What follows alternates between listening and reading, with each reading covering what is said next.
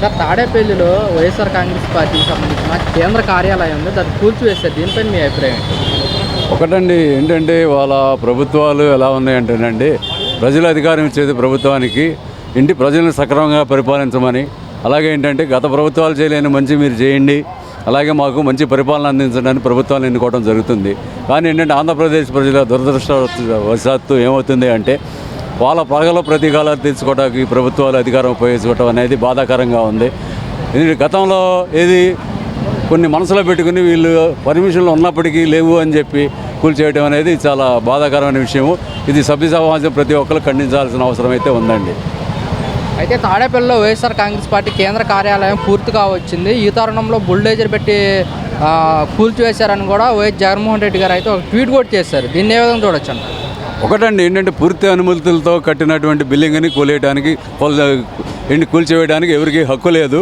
కాకపోతే ఏంటంటే వాళ్ళు చెప్తుంది ఏంటంటే సిఆర్డీఏ పర్మిషన్ లేదు అని చెప్పి వాళ్ళు చెప్తున్నారు. మరి ఆ వాదనలో ఎంతవరకు కరెక్ట్ అనేది సామాన్య ప్రజలకు మనకు తెలియదు కదండి. కోర్టు ఆదేశాలు కూడా చంద్రబాబు నాయుడు బేఖతారు చేశారని కూడా జగన్మోహన్ రెడ్డి గారు ట్వీట్ చేయడం కూడా జరిగింది. దీన్ని ఏ విధంగా చూడొచ్చు? ఒకటండి, ఏంటంటే ఏ ప్రభుత్వం అయినా సరే ఇది కోర్టుకి కట్టుబడి ఉండాల్సిందే. కంటెంప్ట్ ఆఫ్ కోర్ట్ అనేది నేరం. అందువల్ల ఏంటంటే ఆ కంటెంప్ట్ ఆఫ్ కోర్ట్ అనే దానికి పాల్పడడం అనేది కరెక్ట్ కాదు. ఏంటంటే వీళ్ళు మీరు చెప్పినట్టు హైకోర్టులో ఛాలెంజ్ చేశారు. ఆ ఛాలెంజ్ చేసి తీసుకొచ్చినటువంటి పేపర్స్ని కూడా బేఖాతరు చేసి కూల్చివేయడం అనేది అన్యాయం అని చెప్పొచ్చండి. ఎన్నికల తర్వాత హింసాత్మక ఘటనతో చంద్రబాబు నాయుడు గారు ముందుగానే రక్తాన్ని చూపిస్తున్నారని కూడా జగన్మోహన్ రెడ్డి గారు అయితే చెప్పడం జరుగుతుంది. దీన్ని ఏ విధంగా చూడొచ్చు అంటారు? ఒకటండి, ఏంటంటే ఈ ప్రతీకారాలు పగలు ఇవన్నీ కూడా ఏంటంటే మంచిది కాదండి సమాజానికి. ఎందుకని ఏ ప్రభుత్వం వచ్చినా సరే, ఏ పార్టీ అధికారం ఉన్నా కూడా ఏంటంటే ప్రజలకి మంచి చేయటం, ప్రజలకు చెప్పిన వాగ్దానాలను అమలుపరచడం, వాటి మీద దృష్టి పెట్టాలి. కానీ ఒకటే గుర్తుపెట్టుకోవాలండి, ఏ రాజకీయ పార్టీ అయినా ఏ ప్రభుత్వం అయినా ప్రజలు మనకు అధికారం ఇచ్చింది వాళ్ళ మంచి చెడులు చూసుకోవడానికి, వాళ్ళ బాగోగులు చూసుకోవడం అనేది గుర్తుపెట్టుకోవాలి. ఈ రకంగా కక్ష సాధింపు చర్యలు ఇవి చేయటం అనేది వాళ్ళ పార్టీకి కూడా మంచిది కాదని చెప్పి ప్రజలందరూ అనుకుంటున్నారు. మరి చంద్రబాబు నాయుడు గారు, పవన్ కళ్యాణ్ గారు చూసుకుంటే కనుక కక్ష సాధింపులు కానీ ఏమి చేయమని చెప్పేసి కూడా వాళ్ళు చెప్తున్నారు.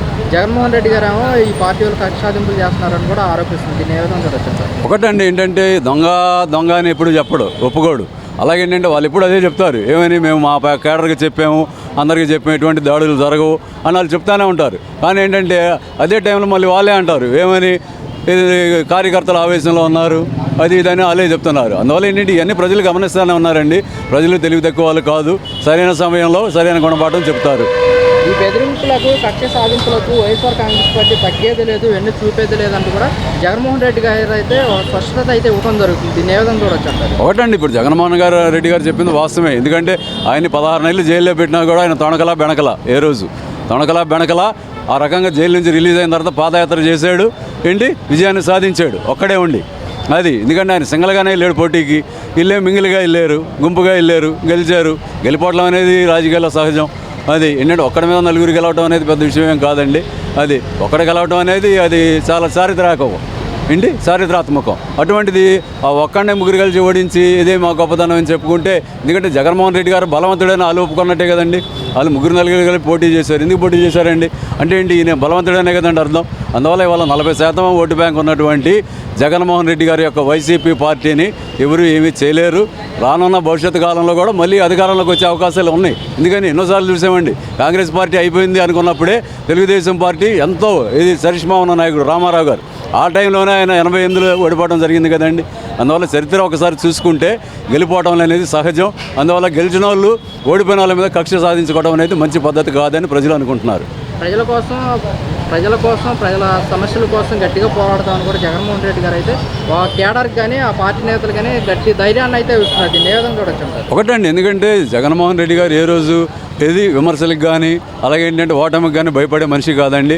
అలా అనుకుంటే మీరు 2014లో ఓడిపోయి 67 సీట్లు వచ్చినాయి దాదాపు, బలమైన ప్రతిపక్షంగా ఉండి ఆ తర్వాత ప్రజల్లోకి వెళ్ళి పాదయాత్ర చేసి పీపుల్స్ యొక్క మ్యాండేట్ పొంది ఆయన 2019లో అధికారం చేపట్టడం జరిగింది. ఈ రోజున ఓడిపోవచ్చు, ఓడిపోయినా కూడా ఆయన యువ నాయకుడు, 50 సంవత్సరాలు ఆయన వయసు, ఇంకా 20-30 సంవత్సరాల రాజకీయాల్లో ఉండే అవకాశం ఉన్నటువంటి మనిషి, భయపడే మనిషి కాదు. అందువల్ల మళ్ళీ ప్రజల్లోకి వెళ్తాడు. అది ప్రజల్లోకి వెళ్ళి ఆయన మళ్ళీ వస్తే ఆయన ఏం చేస్తాడనేది చెప్తాడు. ఎందుకని ఆల్రెడీ ఆయన ఇచ్చిన పథకాలు ఆంధ్రప్రదేశ్ రాష్ట్ర చరిత్రలో ఏ ప్రభుత్వం కూడా ఇవ్వలేకపోయిందండి. అది ఎవరైనా ఒప్పుకుని తీరాల్సిందే. అందువల్ల జగన్మోహన్ రెడ్డి గారు అనేది పడి లెగిచే కెరటం, ఇవాళ పడినా కూడా రేపు మళ్ళీ ఊవెత్తులు లేసే కరటం. అందువల్ల జగన్మోహన్ రెడ్డి గారు ఒకటేనండి, గెలిచినా ఓడిపోయినా వెళ్ళి ప్రజలు గుండెల్లో మోస్తున్నారు. అన్న గెలిచినా ఓడినా నీతోనే మా ప్రయాణం, ఇదే మా ప్రమాణం అని ఆంధ్రప్రదేశ్ రాష్ట్ర ప్రజలు చెప్తున్నారు. ఈ రాష్ట్రంలో ప్రజాస్వామ్యవాదులందరూ కూడా చంద్రబాబు చేసిన దుశ్చర్యాల మొత్తాన్ని కూడా ఖండించాలంటూ కూడా జగన్మోహన్ రెడ్డి అయితే ట్వీట్ చేశారు. దీన్ని ఏ విధంగా చూడొచ్చు అంట? ఒకటండి, ఇప్పుడు నిజంగానే ఏంటంటే ఈ కక్ష సాధింపులు కానీ ఈ కూల్చివేతలు కానీ నిజంగా అన్ని పార్టీలు కూడా సభ్య సమాజం కూడా ఖండించాల్సిన అవసరం అయితే ఉందండి. అది ప్రజలు కూడా అదే రకంగా అనుకుంటున్నారు. దాంట్లో అయితే వాస్తవం ఉంది జగన్మోహన్ రెడ్డి గారు చేసిన ట్వీట్లో. అది అందువల్ల ఏంటంటే ఒకటే చెప్తున్నామండి, వైఎస్ఆర్సీపీ అనేది 40% ఓటు బ్యాంక్ ఉన్నటువంటి పార్టీ. అది ఉవ్వెత్తి ఎగిసే పడే కెరటం లాంటిది. ఇవాళ పడిపోయినా రేపు పొద్దున మళ్ళీ లెగిసే సత్తా ఉన్న పార్టీ, యువ నాయకత్వం ఉంది. అందువల్ల భవిష్యత్తు కూడా మంచిగా ఉంది. రాబోయే రోజుల్లో ఏం జరుగుద్ది అనేది ప్రజలే నిర్ణయిస్తారు. తాడేపల్లిలో వైఎస్ఆర్ కాంగ్రెస్ పార్టీ కేంద్ర కార్యాలయాన్ని పడేశారు. దీనిపైన మీ అభిప్రాయం ఏంటి? పడేశారా? మరి ముందు అది ఇది చంద్రబాబు నాయుడు కట్టింది పడేశారు. ఇప్పుడు పడి తప్పేముంది, ఇంకా పడేశారు. ఇంక పడి వాళ్ళు చాలా ఉన్నాయి, పడేస్తారు కూడా. అప్పుడు పడేశారు, ఎవరు మాట్లాడలేదుగా, ఇప్పుడు పడేశారు. ఇంక పడివలసిన చాలా ఉంటాయి. ఇంకా భవిష్యత్తులో అన్నీ సక్రమం అవుతాయి. ఇంక చాలా చేయాలి, చాలా పని ఉంది చంద్రబాబుకి. అయితే తాడేపల్లిలో వైఎస్ఆర్ కాంగ్రెస్ పార్టీ పూర్తిగా వస్తున్న సమయంలో బుల్డేజర్ పెట్టి పడేశారని జగన్మోహన్ రెడ్డి ట్వీట్ చేశారు. ఈ ట్వీట్ని ఎలా చూడవచ్చు అంటారు? స్పందించారు ఆయన. అది వాళ్ళు చూసుకుంటారు. అది ఉన్నారుగా నాయకులు, వాళ్ళు చూసుకుంటారు. మా నాయకుడు ఉన్నాడు, ఆ నాయకుడు మాట్లాడితే కరెక్ట్గా చెప్తాడు అన్నీ. అయ్యో వెళ్తాండే ఆ నాయకుడు కరెక్ట్గా చెప్తాడు. అంటే జగన్మోహన్ రెడ్డి అంటున్నారు హైకోర్టు ఆదేశాలు ఇచ్చినా కానీ చంద్రబాబు నాయుడు గారు బేఖతారు చేశారంటూ కూడా ట్వీట్ చేశారు. ఈ ట్వీట్ని ఎలా చూడొచ్చు అంటారు? ఏం చేయలేరు, అవన్నీ అతను చూసుకుంటారు. అవన్నీ అనుకోకుండా తెలియలేదు కదా, కొట్టలేదు. అది అవన్నీ చూసుకుంటారు, వాళ్ళు ఉన్నారుగా. అది దాని గురించి మనం చెప్పేది ఏముంది. ఆ రోజు వీళ్ళు పడిశారు, అది అక్కడ పగలు కొట్టారు, చాలా చేశారు. ఇప్పుడు వీళ్ళు చేస్తారు. అది అంతా వాళ్ళు చూసుకుంటారు. అదంతా వాళ్ళు చూసుకుంటారు. జగన్మోహన్ రెడ్డి గారు ఇప్పుడు ఏంటో కేసు పెడతామంటండా? స్పందిస్తారు, ఇల్లు స్పందించారు. వీళ్ళు ఇల్లు వదిలితే ఇంటి మీదకి వెళ్ళారు. చంద్రబాబు నాయుడు ఇంటి మీద కూడా వెళ్ళారు ఆ రోజున. స్పందించలే. అదే ఇప్పుడు వస్తుంది మళ్ళీ. ఎన్నికల తర్వాత చంద్రబాబు నాయుడు గారు రక్తాన్ని చూస్తున్నారంటూ కూడా జగన్మోహన్ రెడ్డి ట్వీట్ చేయడం జరుగుతుంది. దీన్ని ఏ విధంగా చూడొచ్చు అంటారు? ఎన్నికల తర్వాత చంద్రబాబు నాయుడు హింసాత్మక ఘటనలో రక్తాన్ని చూస్తున్నారు అని చెప్పేసి కూడా జగన్మోహన్ రెడ్డి అంటున్నారు. దీన్ని ఏ విధంగా చూడొచ్చు? చూస్తాడు.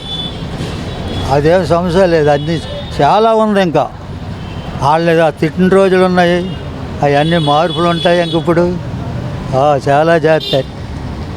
అంటే 5 ఏళ్ల పరిపాలన కాకముందే చంద్రబాబు నాయుడు గారు ఇలాంటి హింసాత్మక ఘటనలు చేస్తున్నారని కూడా అంటున్నారు వైసీపీ వాళ్ళు. అంటారు. ఇప్పుడు చంద్రబాబు నాయుడు మీద కంప్లీట్లు వస్తానయా? చంద్రబాబు నాయుడు మీద కంప్లీటా వస్తాయి. అవన్నీ చూసుకుంటారు. ఇంకా చాలా టైం ఉంది. ఇంకా నిన్నగా ప్రమాణ స్వీకారం చేశారు. చాలా టైం ఉంది దానికి. ప్రజల కోసం, ప్రజా సమస్యల కోసం గట్టిగా పోరాడతాం వైసీపీ పార్టీ అని చెప్పి జగన్మోహన్ రెడ్డి అంటారు. దీన్ని ఏ విధంగా చూడొచ్చు అంటారు? అతను బాగా పోరాడినాడా? అవునవును. వాళ్ళకి అతను అనుకుంటాడు, ఈరోజు నీళ్ళు అనుకుంటారు. బాగా పోరాడినాడు. అక్కడ ఒక పాలెట్ కట్టాడు.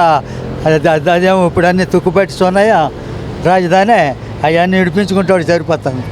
అగో ఆ రాజధాని చూడు ఎలాగొచ్చింది, ఎన్ని కోట్లు లాస్ అక్కడ. మళ్ళీ మా వైజాగ్లో వెళ్ళి అక్కడ కొన్ని కోట్లు పెట్టాడు. పోలవరం లేదు, ఏమీ లేదు. మళ్ళీ జగన్మోహన్ రెడ్డి మాట్లాడతారండి. ఇంక టైం ఉంది, ఇంక ఇప్పుడే కాదు, దాని టైం ఉందిలేండి.